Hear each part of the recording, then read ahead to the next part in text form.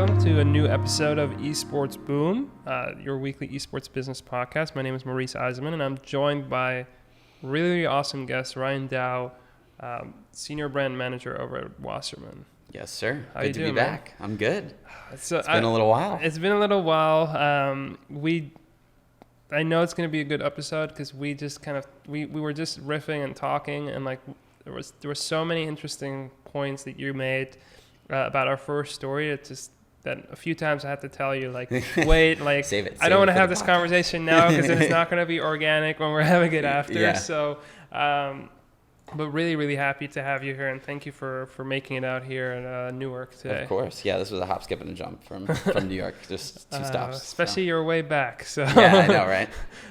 But let's get right into it because we have a lot of stories, Yep. and I want to make sure we can go through all of them. So the first story today is actually a story that broke right after we recorded our podcast last week. So last week we talked about how, caffeine, did this deal with Offset. Now is a good sign of things to come. 2-3 hours later, the internet broke again when Shroud announced that he's moving from Twitch to Mixer. He's following Ninja, which is really interesting because if you're looking at last year, they basically, Mixer now has the number one and number two of last year as far as Twitch streamers. He had his first stream. This was like on the eve of Call of Duty Modern Warfare. I think viewership was well. It was in the tens of thousands.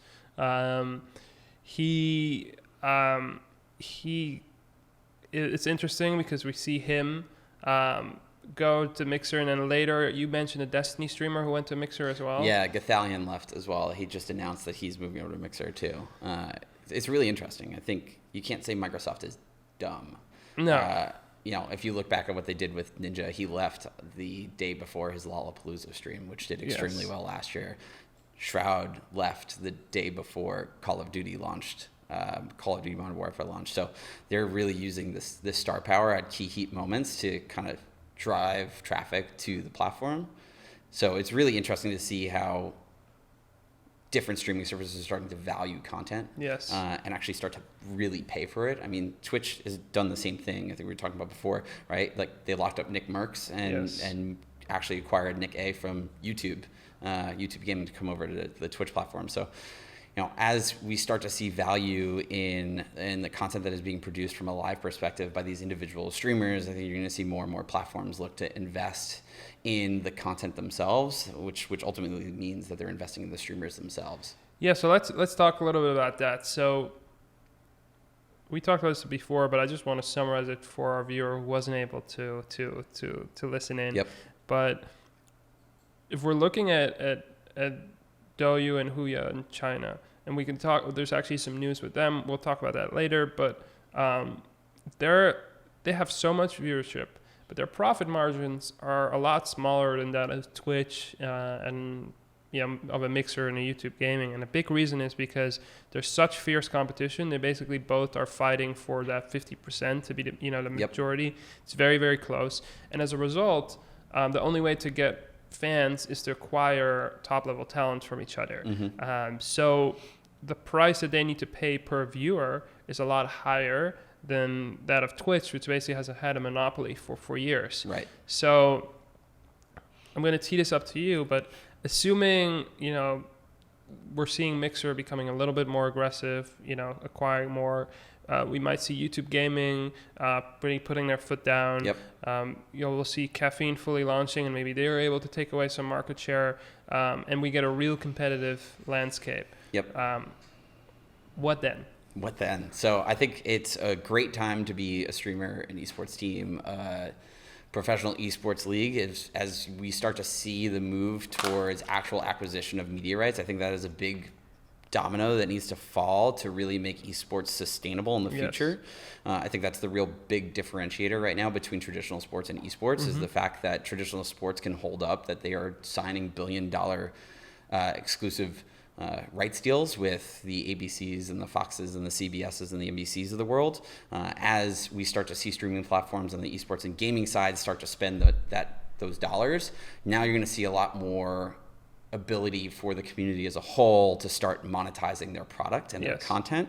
I think the question there is to the point that you raised, as you have different platforms competing for media rights and your margins are starting to go down, do those platforms then need to shift to a subscription style model now that they can make the claim that, okay, we're spending money on media rights, in order to kind of recoup that, we move to almost like a Netflix or Amazon Prime or a Hulu model where, hey, it might not be $9.99 or $15.99 a month. It might be $4.99 or $5.99, but you now have to pay. It's no longer free to watch, just to kind of recoup those costs that they're using to acquire media. It's really interesting, that last point in particular. I want to kind of dive deep in that. So we're not really seeing that. Like if we're looking at China as a competitive marketplace, as far as I know, there's no like barrier to entry to pay, because the big problem is like you're acquiring all these customers, but like you're paying that much to get these eyeballs. But they go a lot further than just your typical ad model. They have a lot of gamification of their platform. It's kind of where Twitch is trying to head right now. So Twitch obviously has the Amazon Prime, which is $4.99 a month. So that's basically their subscription model. They share that anywhere from 50-50 to higher, depending on whether you're a standard partner or you're someone like Dr. Disrespect. Then, however, we see them kind of flirting with this idea of having like follower or subscription only streams, right? So that's basically them saying, okay, there might be a moment where streamers are going to want to monetize more. But to your earlier point, it's good to be a streamer. It's good for competition to be a streamer, not only because of these initial kind of signing bonuses and getting better splits, but also because it forces the platform to start thinking about how can we monetize our talent better. How can we monetize our Twitch streams? How can we monetize? How can we enable our streamers to monetize themselves better, which as a result gives us more revenue? Because the ad revenue model is at some point you're kind of fighting a CPM of acquiring a streamer with the CPM of then selling it, and that's going to be a very, very tough battle. Yeah, I think it's still going to abide by that 80-20 rule, where 80% of your revenue is going to come from 20% of your product, right? Yes. Or 20% of your audience. I think what we're talking about around kind of monetization of the streams makes a lot of sense. I think if you look at these streaming platforms, they almost operate very much like a traditional media company, where each of the channels is their own individual channel, right? Yes. So think of like Cablevision or Xfinity or Comcast or whoever you use for your traditional TV network. You have a slew of channels that you can go and watch. You may watch 20% of the 1,000 channels that you have, but those 20% is what makes those networks the most money, right? Yes. And I think that's very much how Mixer and YouTube and Twitch are kind of approaching this, and Caffeine in the future is, they're hoping that 80% of their viewers are coming in to watch, their top 20% of talent, and then they're staying and finding new features and new content. So related to this, we talked about China and kind of how the competition there opens up a lot of opportunities. So I just want to this story got broken like 2 minutes ago. And it's the fact that Huya renewed their deal with the LCK, the Korean League of Legends competition, for 3 years. So they previously had, I think, a 1-year deal in 2018 with the LCK. Mm-hmm. They now have extended that for 3 years. As part of this deal, streamers and casters partner with Huya will produce content for the LCK. They're going to kind of work together more actively. It's really interesting because we're seeing people, we're seeing companies like Huya or Douyu in China really paying aggressively for competition rights. Yep. And that, as you said earlier, is the key to really making the esports ecosystem more sustainable. Because if people are actually paying for your content, you have a reliable source of income, and then you can use sponsorships and ticketing to help with the rest. But you're missing your biggest piece if that's not there.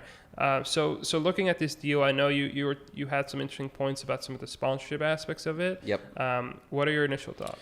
Yeah, so it's interesting to see not only Huya granted the rights to broadcast and stream and produce the content, but also the rights to sell across. It's almost, I'm curious to see, specifically since the selling is limited to the China market, it doesn't seem like they have the rights to sell LCK as a property, but more so they have the rights to sell against their broadcast within China. Yes.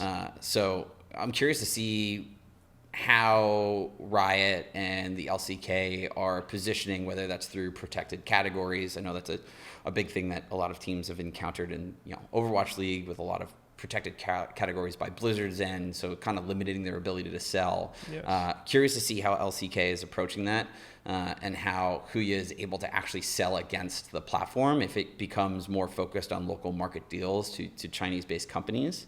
It could be really interesting. It's another revenue stream for Huya, obviously, but also for Riot and the LCK. It kind of ties into that overall rev share platform that they're putting in front of their league teams that are operating within the league. And again, another way for them to kind of generate more sustainable revenue throughout the course of the year. Yeah, and to that point, it's interesting. You were talking about the 80-20, so one of the bullets in this article by Esports Observer, and by the way, I shouted them out last week when we were talking about some Chinese articles, but I forgot to shout out their one writer who focuses on all China. Yep. Hong Yu Chen, just put a Google alert whenever he posts something. It's really helpful, and it really has opened up my eyes. But Huya currently has over 140 million monthly active users. Yep.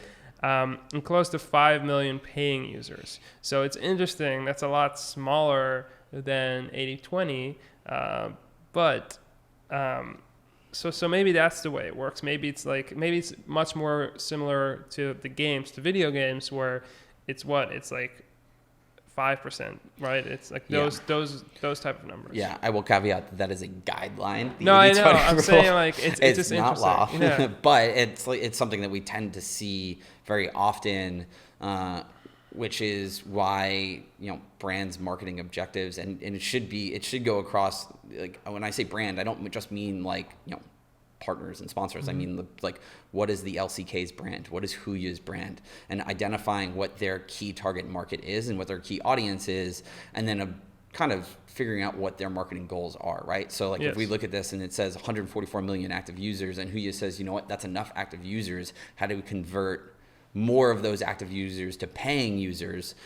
Then that kind of adjusts how they are looking at the setup of their actual streaming service, and how do we provide those active users that aren't paying currently the content that they would be happy to pay for. Yes, and that's where I think esports competitions are so valuable, because esports competitions is one of the few, I think, types of content where it's easy or relatively easy to create a paying layer. Right. I'm not saying you have to pay to watch, the LCK, but you can have certain segments that are only available, like a beginning show or an end show, or if you take it even a step further, you can have certain features on the stream which are only available to paid users. So you pay $2 a month, but you get access to this smart stream overlay where you can watch whatever you do. Yeah, it's exactly the Riot model, right? Yeah. They did it with the LCS and with the LEC this year, where they had ProView, where fans can watch on Twitch for free. You can watch League of Legends competitive play, but you can go pay $9.99 or $12.99 or whatever the price was to go watch ProView, and you can only watch Caps's perspective, or Perks, or Double Lift, or Sneaky, or whoever it is. That is the type of content that I think resonates more with the esports audience and kind of the gaming fans, is this ability to get more than they're used to getting. When we were talking about earlier about would Twitch or YouTube or Huya or whoever eventually kind of initiate a paid model, so that content isn't necessarily always free. I think that's years down the line. I think right now what we're dealing with is an industry that is so used to free content that in order to get them to pay, you need to offer them something that they haven't seen before, or that they wouldn't normally get access to.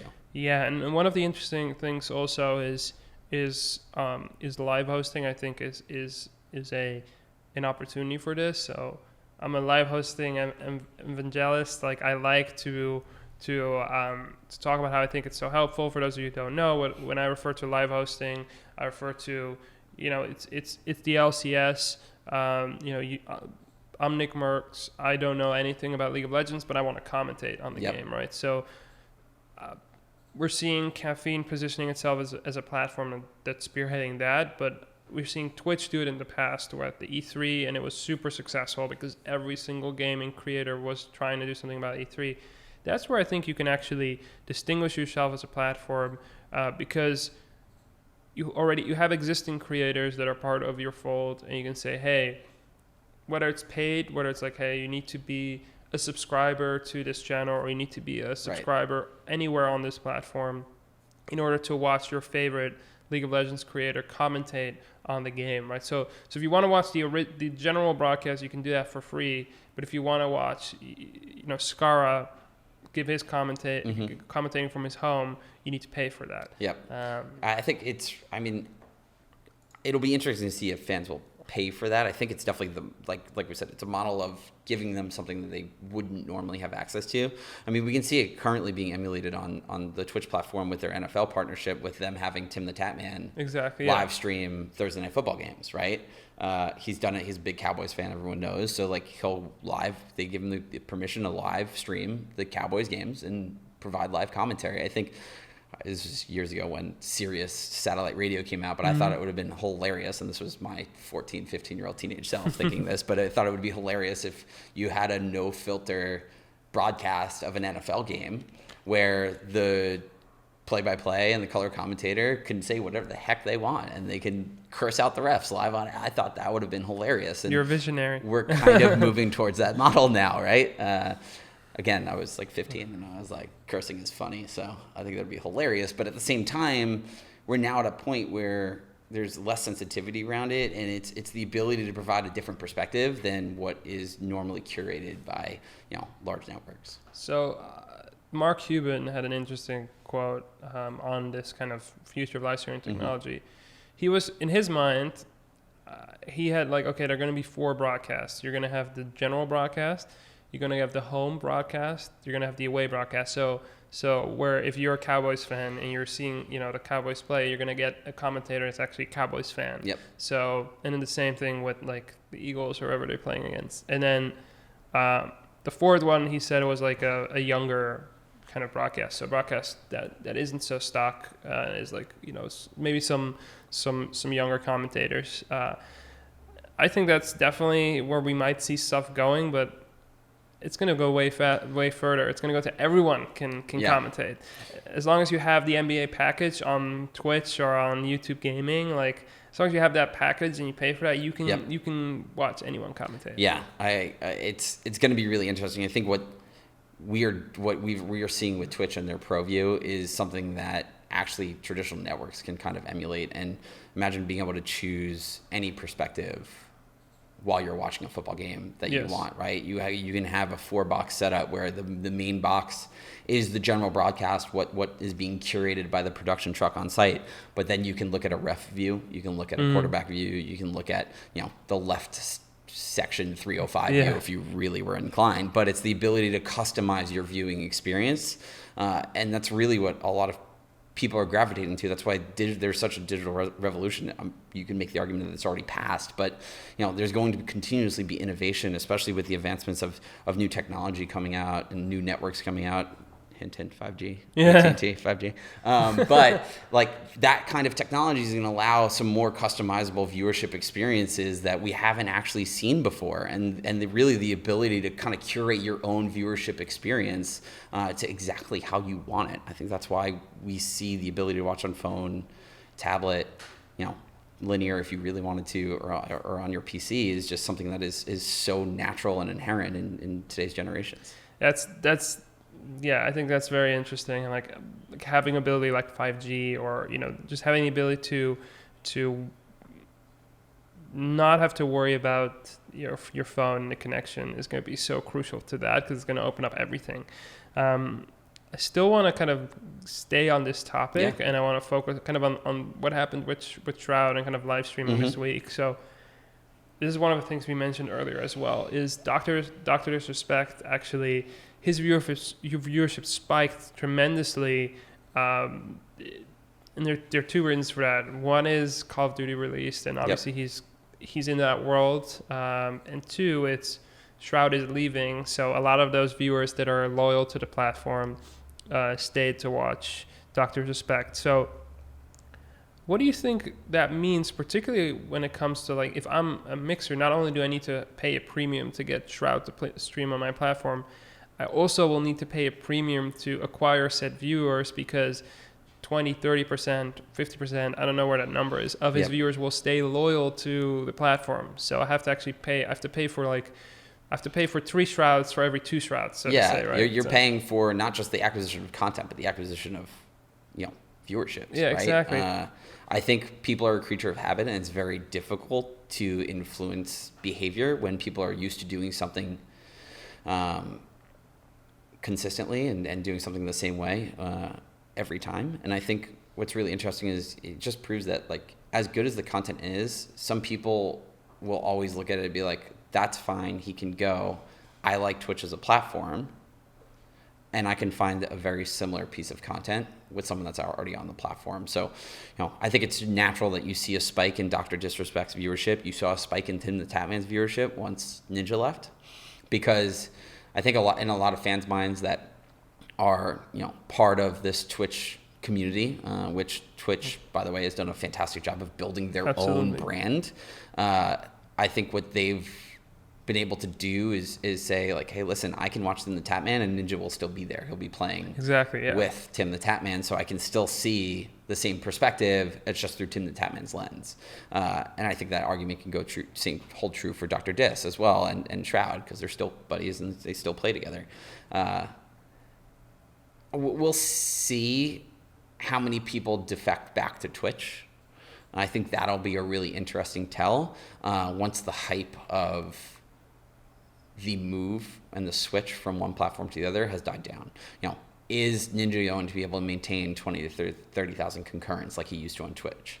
Is Shroud going to be able to maintain 30,000 viewers like he did on Twitch? I think that's going to be a true tell. I think the other true tell is going to be just hours watched, right? It's the metric that we use a lot to kind of look at, where fans are spending their time consuming content, and we'll kind of see how that changes month to month with this new platform. To that point, as far as like hours watched and viewership, one of the other highlights the past week was Ryan Worlds. So for those of you who don't know, it's kind of something that hasn't been a lot of like hoopla about it, but I think it's a quarterfinals match. Splice was playing against SKT, I believe, at the top of my head. Yeah. Yep. So that was the most watched esports event, with China excluded, in history. Yep. That was 2.4 million across all the channels. That's for quarterfinals. Like, just wait. G2 is going to play SKT in the semifinals. Yeah. And that is going to crush that. And then, and I think if G2 happens to make, it's interesting, right? Because if SKT makes it, then SKT is just a powerhouse. They can get viewership. If G2 makes it, you get all of Europe watching. Mm-hmm. So I think this is an amazing sign for kind of staying power, and it's really a testament, quite frankly, to that sometimes a franchise model actually has a lot of benefit, because we saw this in the beginning with the LCS, like the franchise model and getting like brands in there got a boost in viewership. Like viewership has only gone up for the LCS. Obviously, we're going to get 3 new teams coming this year. Clutch is going to rebrand to Dig. We're going to get Immortals instead of Optic, and we're going to get Evil Geniuses. So that's going to be a storyline to follow to see, like, how does that affect the LCS viewership. I think it's going to be, a lot of old names coming back, so it's probably going to be interesting storylines. We'll probably have the two teams that don't have current rosters in the game, meaning Evil Geniuses and Immortals, I'm sure they're going to want to make their mark, and we're going to see some amazing teams in the LCS. However, when it looks at the LEC, because of the franchise model in particular, combined with some of the local league models, you have an incredible high-level competition that wouldn't have been possible if you don't have the security of, I have this franchise slot, I can invest. And you have teams like G2. Well, one, you have a production that's incredible because they can invest in production now because they own the whole ecosystem. Oh, yeah. But two, also, you have teams that can actually compete. So, what are your thoughts on this? I know I've been talking for a bit, but it just got me really excited about a game that's 10 years old and hasn't reached its peak yet. They're celebrating their 10th anniversary, and they're hoping for a few more decades. I think what the franchise model does is, and this is just, I was at, when I came on the podcast originally, I was at FlyQuest. We had just got accepted into LCS as a franchise partner. I think what it does is it creates, again, we talked about sustainability a lot. I think it creates that sustainable ecosystem where you're not afraid to invest in talent and infrastructure that's going to eventually make your team better. And by making your team better, you're making the overall product of League of Legends better. Yes. Keeping it consistent and this is just talking from like pure esports perspective. I think if you look at it from a video game perspective, what Riot's doing, what Epic is doing, even what CS is doing, the ability to constantly refresh your product and make it relevant. Like, how many games are inherently the same for 10 years and still have millions of people playing? It is very difficult to really understand that kind of sustainability. It's really just about building a brand and constantly refreshing the content, right? You build a product that's replayable, where every time you play the game, it is a different experience, and you now have a product for success, right? So now you convert that and look at that from the esports perspective. You investing in your team and or the infrastructure of a team is going to give you the sustainability to really put out a great product on the field, which is going to attract that viewership. I think, to your point about Dignitas, EG, and Immortals coming back into the space, I think there's no question that there's going to be intrigue. Probably rivals the same level as the first year of the LCS when we saw Clutch and 100 Thieves and, who am I forgetting? Golden Guardians come into the space, thank you. As kind of new franchises. I think you'll have that same kind of hype because this is the old guard coming back and trying to make a statement. And touching on what you said about the LEC, I think their rebrand was fantastic. Their investment in their studio is great. The flow of the production, the talent they have on cast, I think they did a fantastic job in investing in the product itself in terms of the stream. And I think what you're going to see is a lot more esports tournament organizers try to continue to enhance the viewership experience. One, because they're able to, if you're seeing more platforms pay for content rights. That'll give them the freedom to invest in it. And two, fans are going to want something new and different every time that they're logging on. Yeah, and also like the LEC, because of those investments, went from one sponsor to like 8. Correct. And it's an incredible result of, you have a product you can deliver and you can actually convince people that it's worthwhile. But talking about kind of content monetization, still staying on that. Our next story I think is very interesting. So Allied Esports and TV Azteca partner up to broadcast in Latin America Gears 5 Pro League. So TV Azteca invested $5 million in Allied Esports in June. And the companies are collaborating on a 24-hour Mexican esports and video game channel. Yep. So that includes the Gears 5 Pro League. Azteca will produce weekly broadcasts for the region. It also includes 4 teams, and it's really a good thing of a good sign of things to come.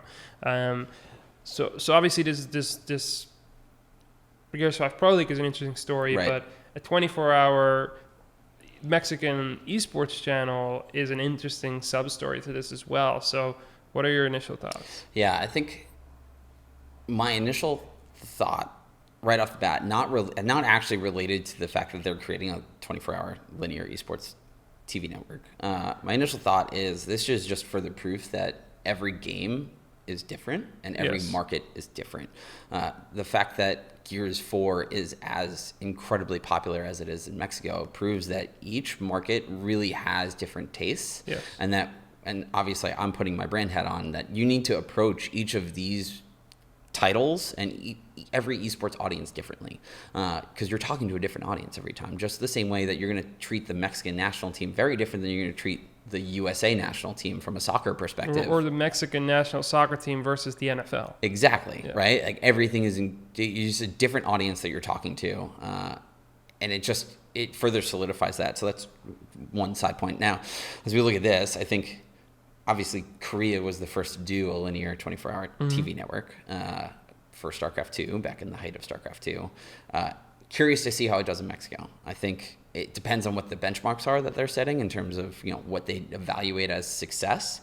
But it's a step in the right direction, especially considering that Mexico is definitely a growing market from an esports perspective, right? Just as Brazil is for Rainbow Six and Counter-Strike, they have a huge audience down in Brazil.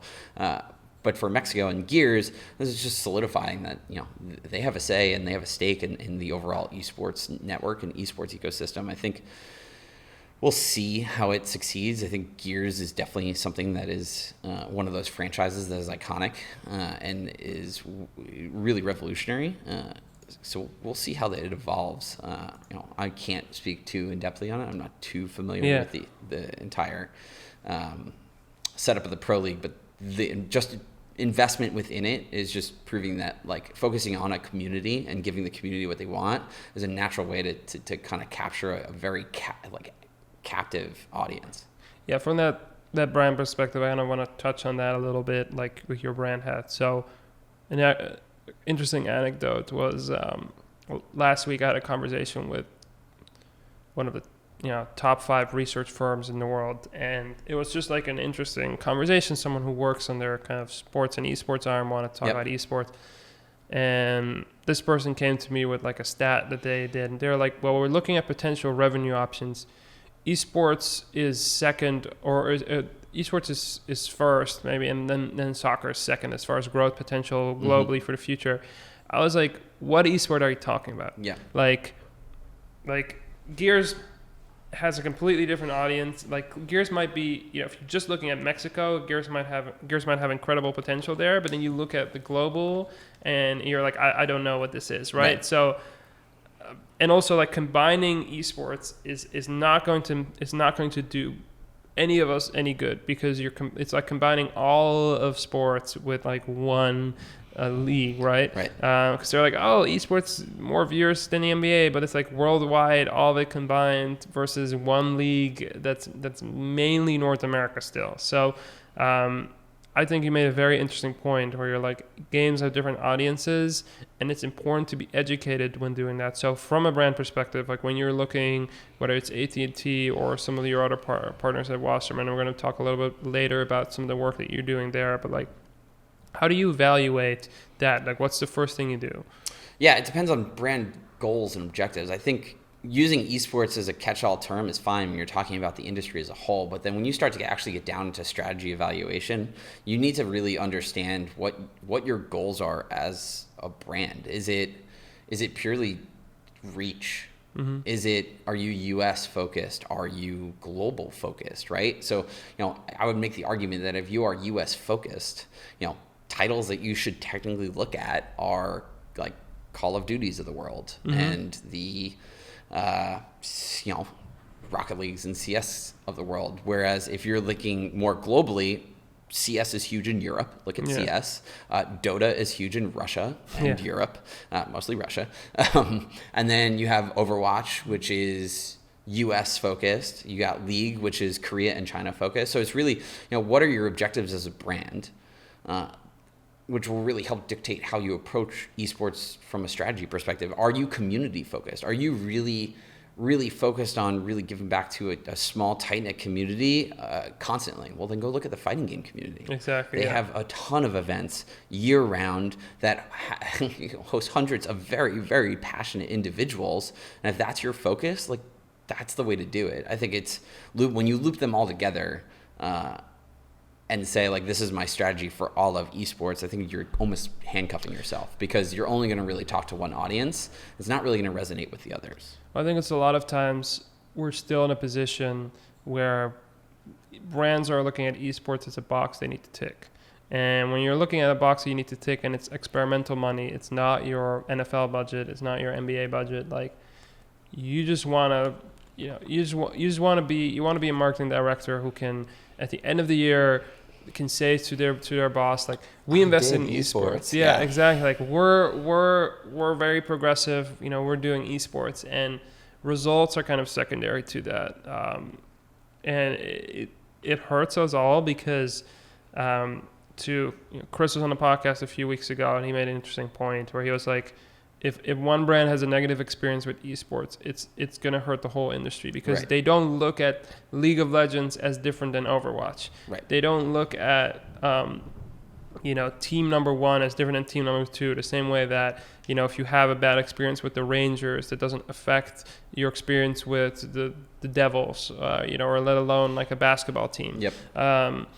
But in esports, they kind of combine everything together. So from an educational perspective, like, you're educating brands all the time. Like, how do you educate a brand?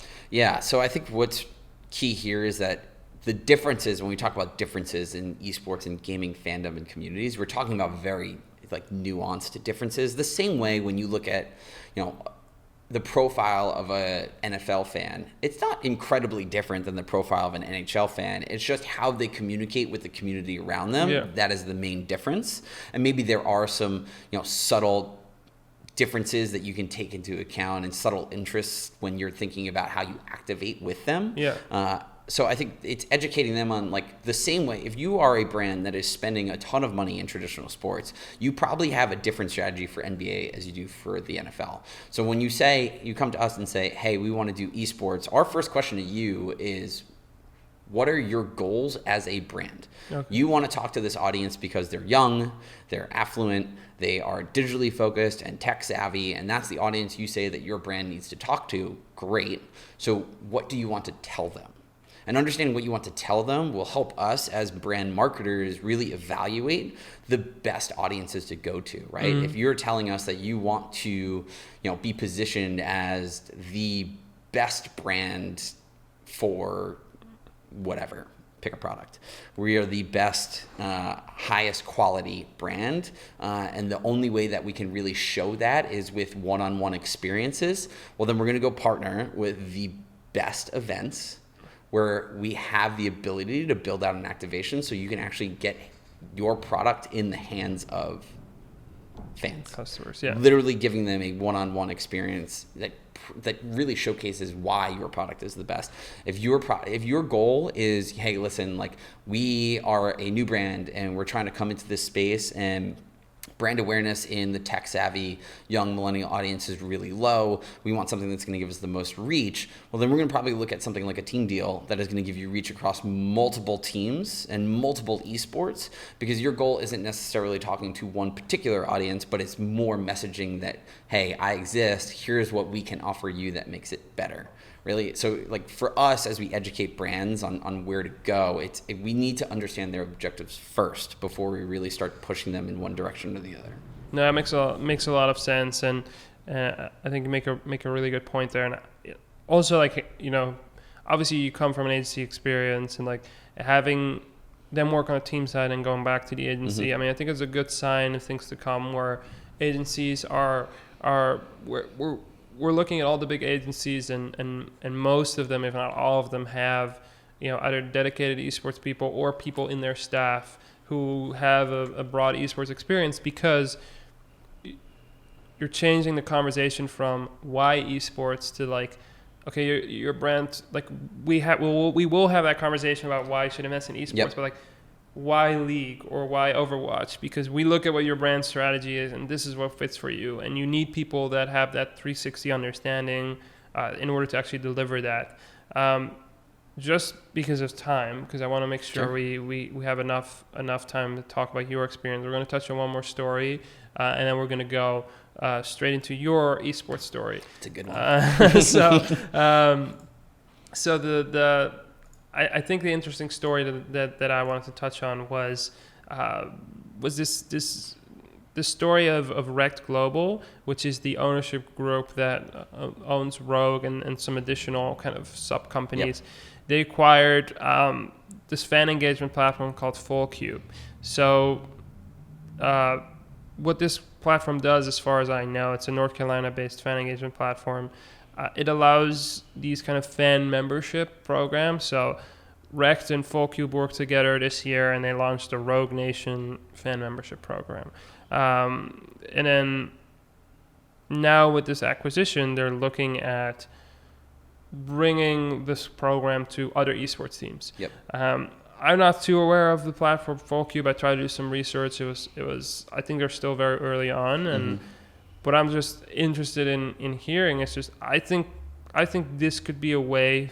Like these fan membership it's just one sign of ways for esports teams to more engage with their audience, more monetize their audience better. Like, you know, as someone who's worked on the team side and now kind of works on the other side, like, what do you think are good opportunities for esports teams to monetize their audience? Yeah, I think the first thing that hit me with this is, hey, you started a relationship with FullCube, and it obviously worked. You don't go and acquire a company that you've worked with if it's not working. Exactly. Which tells me that, you know, they're onto something here with a membership platform perspective. I think monetizing your audience is incredibly important. I think that's what, obviously, as what's unique to sports and esports is fandom is really your reason for existence. Without fans, you don't have a product. Yes.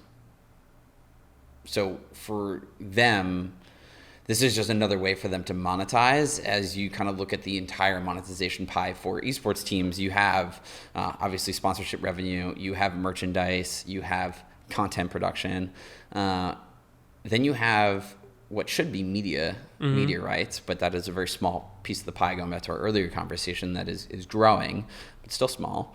And then you have prize pool, which isn't a reliable source of income. So, you know, of those 5 things, how do we take this audience that we have captive that is a fan for 365 days a year, but we may only have a product for them 200 of those days or 100 of those days? How do we really engage them when we have that downtime? And I think that's really what they're looking to do with this kind of membership platform by offering up. I know one of the tiers they had in there was being able to play with some of the Rogue professionals, right? Dr. Lupo just signed a multi-year extension with Rogue. Can you go play with Dr. Lupo? Yes, you can through their FullCube, fan engagement platform. It's another way to keep your fans loyal and engaged. I think from a monetization perspective as a whole, I think one of the things that I like to preach is you have to love and know your brand before you try to sell it. Yeah. And what I mean by that is, don't go and do something because you think you can make money off of it right away. Do it because you know it's the right thing to do and you believe in it,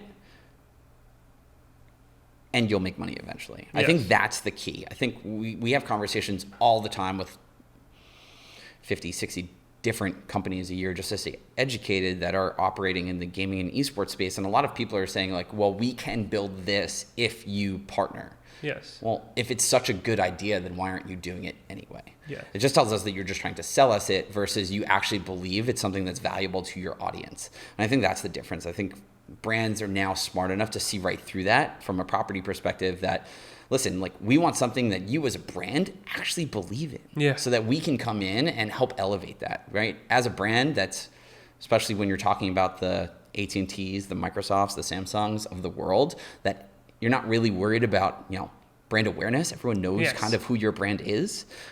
Your focus is more on giving something that the fans actually care about and are going to want to resonate, that resonates with them.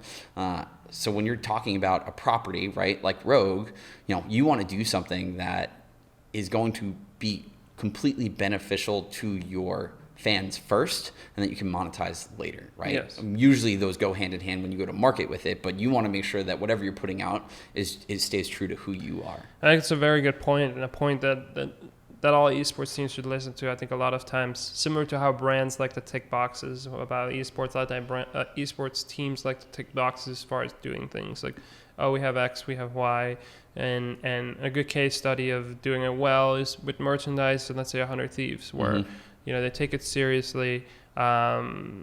It's really part of their core identity, and as a result, it's doing really well. Right. So let's move on to your story. So sure. Old school listeners will know at least a big part of your story, but recently there's been some exciting updates. So, but for those people who don't know, like, how did you get into esports, and what has your journey been since? Yeah, so esports for me started back in 2015 when I was working at an agency called Endeavor. It was IMG, WME IMG at the time, now Endeavor, for those in the industry that know. I was working on the activation agency business, or activation agency side, specifically on the Anheuser-Busch business.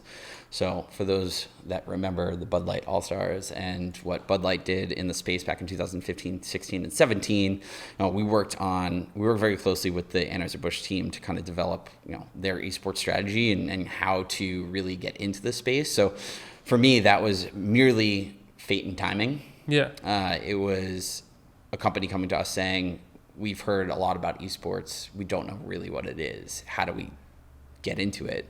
And that was hours and hours of research and studying and watching Twitch and watching esports events to learn the nuances of the space, and then building out a year later a full strategy. So that was me just raising my hand. So I got very fortunate there. Had an amazing team to work with that was also committed to learning about the space, and an amazing client that was also really committed to the space. So that was my first entrance into it. I did that for 2.5 years. And then I had an opportunity presented to me to join FlyQuest. At the time, we were not a franchise League of Legends spot, so it was a risk, but I had an inkling that League was moving towards a franchise model just from conversations in the space.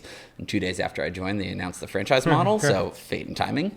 And for me, that was a great opportunity to be on the ground floor of a team, true startup mentality, and really build something from scratch, right? Wearing a lot of different hats as you do in startups. And it was a great experience as we built out our proposal and got accepted into the league, and we were all hit the ground running, expanded quickly, and it was cool to see, partners come on board with Snickers and 5 Hour, and really just kind of the growth of a team at the ground level. After a few months of doing that, or actually 1.5 years, almost 2 years with them, saw an opportunity after some time off to actually join back onto the agency world with AT&T. So I'm with Wasserman now. Wasserman is a large lifestyle and entertainment agency with a big focus on sports. It's kind of our bread and butter. It was founded in 1998 by Casey Wasserman, hence the name. Yeah. But we're really focused on kind of developing 360-degree platforms from strategy, activation, and measurement for brands, right? Specifically within my vertical, right? At Wasserman, our three kind of tentpoles are brands, talent representation, and properties. Being on the brands team, our focus is really on marketing and strategy. So I mentioned I work specifically on AT&T, but we have a ton of other clients. A few notable ones that are also in the esports space include Samsung and Microsoft. So we work very closely with those teams. But it's been a great experience kind of going from kind of running the gamut in the esports business world. That's awesome. So talk a little about that experience. So particularly around AT&T. So it's really interesting because it's one of those brands that really took esports seriously, and now has partnerships across almost all layers of the industry. So that's from tournament partnerships to team partnerships. So talk to me about that process of getting a partner like AT&T excited and on board to what AT&T is doing in this space right now. It helps when you have a client that is insanely excited about the space themselves and has taken the time to learn as much as they can about the space. I think that is key when you're talking about, hey, are you a marketing manager that's just trying to check the box versus I am fully committed. I understand why this makes sense for us as a brand. We work with 4 individuals at AT&T that are all fully committed to the space and truly believe in it and are just out to provide the best product possible for a market that they know their product resonates with. For AT&T, we see ourselves as an endemic brand in the space, right? You can see some people that make the argument that, well, you're a big brand, so how can you be endemic? When I think endemic, I think like smaller peripheral brands, but you can't game without internet. This whole industry does not exist without a network connection, whether that be on your mobile device or your PC at home, whether that is fiber, broadband, mobile. So for us at AT&T, by taking that endemic approach, it allows us to really think through what our activation touch points are that resonate with the audience we're trying to talk to. I think this goes back to our question about like brand awareness, brand consideration, brand affinity. For us, is a little bit of everything, but that's why we have multiple partnerships across the board. Is really being able to touch different audiences and provide them different, unique things. What are those partnerships then? So for the audience that doesn't know. Yeah, for those that don't know, AT&T is working with Cloud9 from a team perspective, ESL from an event perspective, and through our broader NBA platform, working with the NBA 2K League as well. They're all 3 very different properties, but there also means they're, to our point before, they're 3 very different audiences. Yes. Right? And they allow us to accomplish 3 very different things. So if you walk through those 3 partnerships, what is it that what are the things you're trying to accomplish with each of those? So I think it all comes back to bringing people closer to the things they love. And I think that's super important, right? As a larger brand, you want to, at the end, whenever we talk about AT&T and whenever we think through our activations, whether that be digital or a physical on-site footprint, it's every time a fan walks away, we want them to walk away saying, I had a better experience because AT&T. It's leaving them with that memory that they wouldn't have had otherwise and providing them an experience that they wouldn't have had otherwise. So for us, it's really about making sure that every time we show up, it is the best experience possible. It's additive to the experience, and it's really elevating the overall perception by the outside of esports, but also of the fans that are participating, of the experience they're having overall. Got it. No, that's really helpful. And I think it's so interesting to see kind of the work you guys do with AT&T because, like you mentioned before, you have 3 distinct partnerships that are part of the AT&T. You have the team side with Cloud9, which, as you previously mentioned, touches on kind of it's the we want to have some kind of brand awareness across all of our all games, but then even there we see the actual activation is very specific, meaning obviously you do a lot with them, but it's the weekly shows and it's creating these moments for these fans, and that the Nines and Summoner Insight has really grown over the past few months and has become a mainstay for a lot of Cloud9 fans and esports fans in general. We just had our player DeMonte on yesterday, so. It's and we wouldn't have done that if it wasn't a warm, welcoming environment. But then, and you talked about this with me offline, but I think the ESL partnership is really interesting as well because it's different. It's more grassroots. So what is that partnership, and how does it work with your earlier point of making those fans really excited? Yeah, I think what's interesting about what we're doing with ESL is it's kind of twofold, right? Obviously, everyone thinks of ESL, and you think of the large events, the IEM Katowices of the world, and the ESL ones of the world. Obviously, we're playing in those spaces, and that kind of gives us that one-on-one touch point we were talking about before for brands being able to put their products in the hands of users and consumers or eventual consumers. But I think for us, it's with the creation of the ESL Mobile Open, was presented by AT&T, I think it's talking to a broader audience that we recognize that anyone can game anywhere. Yeah. Obviously, mobile is an inherently easy tie given our network and our service, but for us, it's, the broader audience, anyone could pick up a device, and if they put in the time and effort, they could eventually see themselves on that main stage. And that's what the ESL Mobile Open provides. It provides an opportunity for people to come in that may have thought of themselves as casual players, that are now have the chance to play on the main stage at ESL 1 in New York in the Barclays Center. Yeah. Like, could you imagine, like, you're just playing Clash of Clans or Asphalt on your phone on the bus ride to work, but you're really good, and now you're playing for 50 grand on the main stage of the Barclays Center, yes. Right? It's providing more accessible touch points into the world of gaming and esports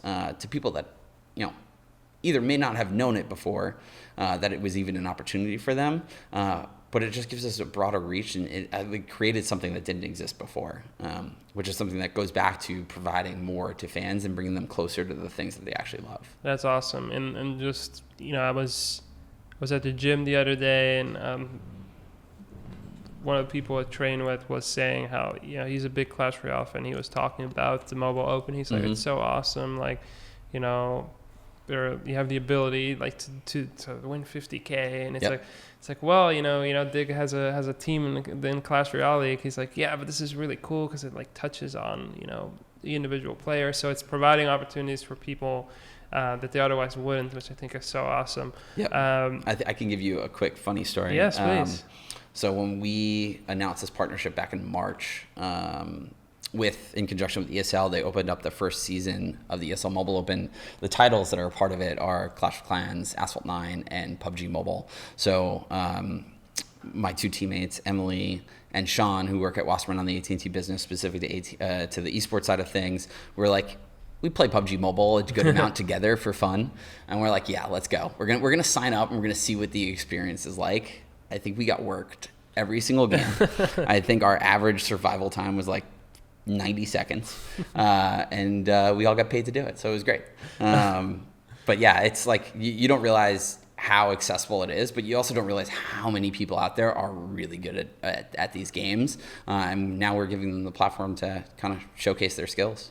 Yeah, and PUBG Mobile, we talked about it last week during the show, but that's a hidden success story. I think like 20 million players, and it's 400 million downloads. Yeah. And yeah, it's I forgot who I was talking to recently. It was someone in the industry who said that they just got back from a trip from Korea, and there were more people sitting on the sidewalks playing PUBG Mobile, just waiting for bus or car or a taxi or whatever, than he could have ever imagined. Yeah. It's just a great way to kill time, and honestly, it's a really good product.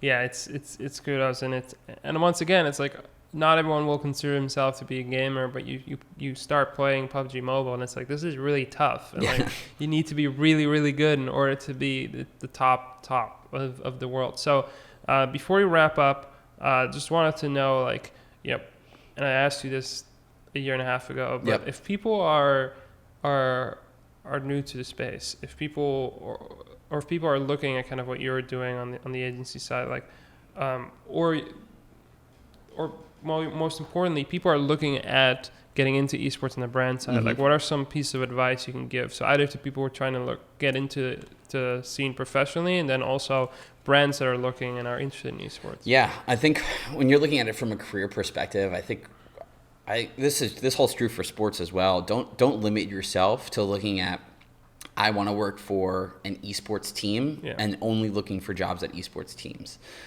While they're out there, they're very rare, and there's probably 100,000 other people that are looking for jobs at esports teams right now. So my suggestion is, just like everything in life, things take time. Look at places that are tangential to esports or gaming, right? Look at agencies. Look at larger organizations that have invested in esports. I think that's really key. I started in fashion. My first year of life in the corporate world was working at fashion events, doing Mercedes-Benz Fashion Week in New York City. That has nothing to do with gaming. Yeah. However, it provided me an opportunity to work in an agency that touched sports, and through that, I actually got my opportunity with Anheuser-Busch, and through that I got my opportunity to work in this space. So it does take time. Don't take a job that will actually benefit you in the future and give you the skills to succeed when you get to that place you want to be. So don't limit your search. Obviously, if you can get your dream job, go for it, but also know that like sometimes it takes time to invest in yourself from an experience perspective to actually be able to achieve what you want to achieve, especially in this space. From a brand perspective, I would say just keep an open mind when you're looking at the esports space. Don't get scared away just because everyone throws around the A word, authenticity. Oh, yes. We're trying to get rid of that word.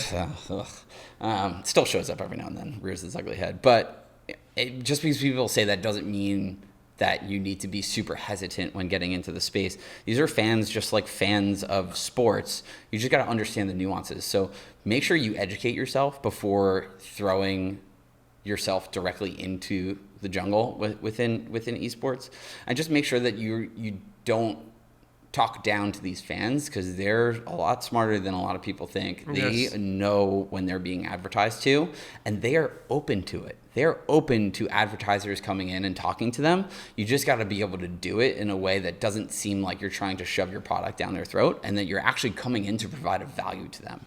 I think that's something that's really important to keep in mind when you're thinking about your overarching strategy in this space. There's still a lot of white space for brands to play. It's just a matter of doing it in a way that is true. Yes. I almost said it. That's relevant. True to yourself as a brand, but also true to the audience you're trying to talk to. Right. I think that's a great way to end the podcast. If people want to follow you, if people want to follow Wasserman, how can they do that? Yeah, you can follow Wasserman at Wasserman on Twitter. A bunch of cool updates there from all sides of our business. Myself personally, I am at RDZ14. Long story of how I got that name, but that's on Twitter. You can follow me there for random updates. A lot of random PUBG updates as well, since I own a PUBG team as well. Yes. On the side. So if you like PUBG, I'm your guy. But otherwise, yes, that's my platform. Awesome. Well, thank you so much for coming on, and thank you so much for everyone watching. Thanks for having me. We'll be back next week.